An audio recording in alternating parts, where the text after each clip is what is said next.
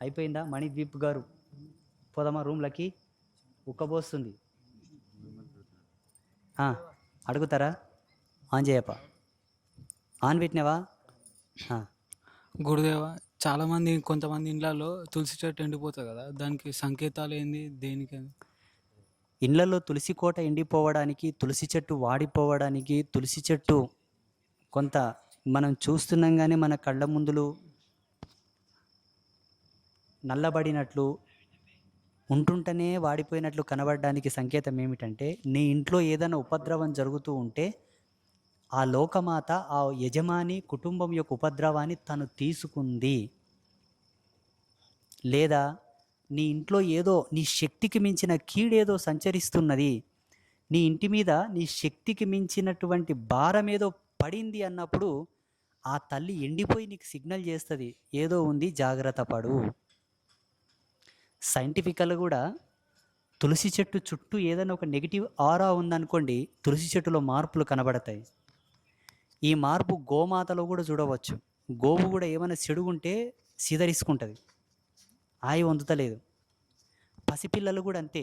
ఇంట్లో ఏమైనా గాలి వచ్చినా, ఇంటి మీద ఏమైనా చెడుగున్నా, ఇంటి మీద ఏమైనా దిష్టి బారిపోయినా పిల్లలు శాంతి ఉంటలేరు, పోరు పెడతారు, ఏడుస్తారు. తల్లి పాలు ముడతలేరు. పిల్లలు దేవుని స్వరూపం అని చెప్పారు కదా, అట్లా ఎవరింట్లోనే తులసి కోట వాడిపోయింది, ఎండిపోయిందంటే వెంటనే ఆ తులసి కోటకు శాంతి పూజ చేసి, తులసి కోటలో ఉండేటటువంటి మట్టిని తీసి కొత్త మట్టిని నింపి నూతనంగా తులసి చెట్టు తెచ్చి వేయకండి, తులసి విత్తనాలు తెచ్చి నాటండి. చాలామంది మార్కెట్లో నర్సరీలో తులసి కోట ఉంటే తెచ్చి పెడతారు, అది కరెక్ట్ కాదు. విత్తనం నాటాలి. విత్తనం నాటితే దేనికి సంకేతం అంటే నూతనమైనటువంటి ధర్మానికి, నిత్య నూతనమైనటువంటి జీవన విధానానికి సాంకేతికంగా మారుతుంది. అదొక సంకేతం. అలా ఎవరైనా మళ్ళీ కొత్తగా పెట్టుకోవచ్చు. ఇది ఒక బెస్ట్ ఎగ్జాంపుల్. అందుకే పూర్వకాలంలో మన ఇండ్ల ముందల చెట్టు, పక్షి అంటే కోళ్ళు, నెమళ్ళు, బాతులు ఉండేవి. జంతువులు మేకలు, గొర్రెలు, కుక్కలు, పిల్లులు, ఆవులు ఉండేవి. మూగజీవాలను మన వాళ్ళు పెంచడంలో జీవనానికి సంబంధించినటువంటి చేయూత, సాకారం, వీటిలో కూడా కొన్నింటిని గణించేవాడు యజమాని. కుక్కలు ఊలబెట్టి ఏడిస్తే అప్పుడు ఈ సీసీ కెమెరా లేవు కదా నాయన, ఎవరన్నా వస్తారేమో రివైండ్ చేసుకొని చూసుకుందామని, ఇంకే అవి సిగ్నల్ చేస్తాయని ఆయనకు తెలుసు. ఆయన అనుమానం తొందరగా పసిగట్టేవాడు. ఈ కుక్క ఇట్లా అరుస్తుందంటే ఏదో ఉంది.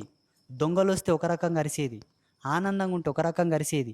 ఏదో ఉపద్రవం రాబోతుంది, పెద్ద భూకంపం రాబోతుంది, ఒక నెల లోపల యజమానికి ప్రాణగండం ఉందంటే కూడా ఒక రకంగా ఏడిసేవట. మేత తినేవి కావంట, కూడు తినేటివి కావంట, యజమానిని వచ్చి గీకేవంట. పూర్వకాలంలో ఇవల్ల తెలిసేవి మన వాళ్లకు. శకున శాస్త్రం అని ఒక శాస్త్రమే ఉంది మన వాళ్ళతో. దాన్ని సింబాలిక్ చేసి ఐడెంటిఫికేషన్ చేసుకునేవాళ్ళు. కాబట్టి ప్రతిదీ కూడా మన పెంపకంలో, మన జీవన విధానానికి సంబంధించిన సాంకేతికత, సాకారత ఉన్నది. అలా అందులో అంతర్భాగమే తులసి కోట పూజ, ఆ పూజలో ఉండేటటువంటి మార్మికత. ఇప్పుడేమో తులసి కోట లేవాయే, అందరూ మనీ ప్లాంట్లు తెచ్చిపెట్టుకుంటారు. మనీ ప్లాంట్ పెట్టుకుంటే మనీ వస్తుందంట.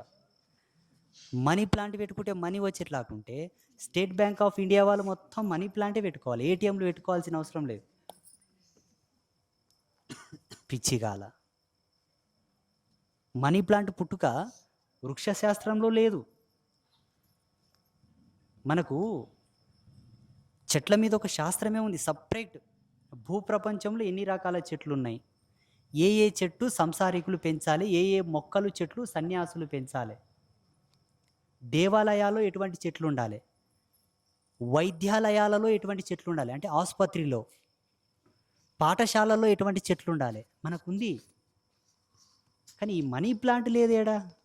యానుటి తెస్తిరి మనీ ప్లాంట్? అమెరికా నుంచి డౌన్లోడ్ చేసుకుంటే, లండన్ నుంచి డౌన్లోడ్ చేసుకుంటే పాడుగాల. అర్థమవుతుంది అందరికీ? తులసి చెట్టు పెట్టుకుంటే పీక తినీకి ఉంటలేదనేమో. అబ్బా, ముక్క చుక్క ఉంటలేదని అదృష్ట దేవతను తీసుకుపోయి నర్సరీలో పెట్టినాం. ఈ ముక్కలు సుక్కలన్నీ ఉస్మానియా హాస్పిటల్కే పంపిస్తాయి, ఎక్కడ పంపవు. ఈ ముక్క సుక్కలన్నీ ఆంధ్ర హాస్పిటల్కే పంపిస్తాయి, విజయవాడలో. ఎక్కడ పంపవు మనల్ని, ఆడికే పంపుతాయి. కానీ తులసి చెట్టు ఆడికి పంపుతుంది, స్వర్గంకి పంపుతుంది, వైకుంఠానికి పంపుతుంది. తులసి చెట్టుని ఆడికి పంపుతుంది, సాక్షాత్తు శివుని దగ్గరికి పంపుతుంది. జగదంబ పద సన్నిధిలో తీసుకెళ్ళి నిలబెడతాను నేను. తులసి అంటే ఏమనుకుంటున్నారు? శ్రీమన్నారాయణుడే ఆ తల్లిని తీసుకొని తల మీద పెట్టుకున్నాడంటే మనం ఓ లెక్క. బోడి నోటి రుచి కోసం తిని తిని తిని కడుపెలకలు వేసుకొని వండుతారు. తల్లి కడుపులో పుట్టినప్పుడు కొలెస్ట్రాల్ వచ్చిండేనా? తల్లి కడుపు నుంచి పుట్టినప్పుడు నీకు బ్లడ్, బీపీ, షుగర్లు వచ్చిండేనా? నడుమంతల తిని తిని తిని తిని సంపాదించుకొని గాడిదలు అంటావే నాకు కొవ్వెరిగినవని, ఎద్దులు అంటావే నాకు షుగర్ వచ్చిందని, కుక్కలు అంటావే నాకు బీపీ డౌన్ అయిందని. మీరు మనుషులు అంటావు, అవి పశువులు. పశువులకు రాని సంత మీకెక్కడి వచ్చే? గాడిది ముదిరి కంచరగాడిది అయినట్లు తెలివి కాస్త ఎక్కువైపోయింది మీకు. పొరిగింటి పుల్లకూర రుచి. ఇంగ్లీషోడు ఇచ్చిపోయింది కదా మనకంతా బిరుదులు. Chocolate, candy chocolate. ఆ తిన్న దేశాలన్నీ దాన్ని బ్యాన్ చేస్తున్నాయి. Coca Cola, Sprite, Thums up. Allu Arjun చెప్తాడు థమ్స్ అప్. మేమేమో మజ్జిగ తాగమని చెప్తాం, మా పనికిరాని కొడుకులు అంటారు. వాడు థమ్స్ అప్ చెప్తే వాడు హీరో, మేము zero. Puttaparthi Saibaba cancer hospital పెట్టి, పెద్ద హాస్పిటల్ పెట్టి కోట్ల మందికి ప్రాణం దానం చేసిండు. పాలు పెరుగు తాగమని చెప్పిన సాధువు, ఈ కోకోకోలా తాగమని చెప్పిన సినిమా స్టార్లతోటి కోట్ల రూపాయలు ఉండే ఎవరికి సేవ చేసిండు? సత్యం మీరు గ్రహించాలి, మేము చెప్పాల్సిన అవసరం లేదు. మేమేం చెప్పాలంటే ముక్తి అంటే ఏంది, మోక్షం అంటే ఏంది, ఈ జన్మకుండే అర్థమేంది, నీవు ఎక్కడి నుంచి వచ్చినావు, నీ ఆత్మ ఎన్ని జన్మలెత్తి ఈ జన్మకు వచ్చింది, ఇక ముందు ఎన్ని జన్మలు ఎత్తబోతుంది, ఇది మేము చెప్పాల్సింది. మీ కంతు చిక్కని రహస్యాలు విప్పాల్సింది పోయి బాజర్ల పడ్డ సంతంతా మీకు చెప్పనికే కూర్చున్నాం ఇప్పుడు. పాడుగాల తులసి చెట్టు గురించి నేను చెప్పాలనా? మన కిచెన్ ఏదైతే ఉందో వంటశాలనే ఒక వైద్యశాల.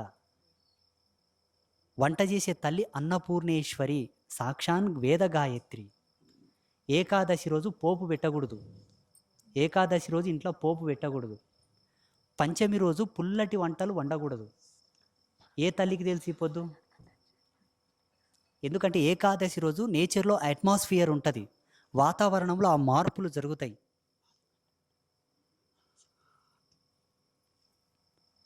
తులసి చెట్టు గురించి చెప్పాల్సింది ఇటువంటి తల్లులు, నాలాంటి సన్యాసులు చెప్పాల్సిన అవసరం లేదు. నీవు అడిగినావు, నేను చెప్పిన, మళ్ళీ ఏం చేస్తావు? వాళ్ళని ఇప్పుడు ఏం అడుగుతావంటే గోరింటాకు సీరియల్ ఎవరెవరు నటించారు నన్ను అడుగు, చెప్తారు.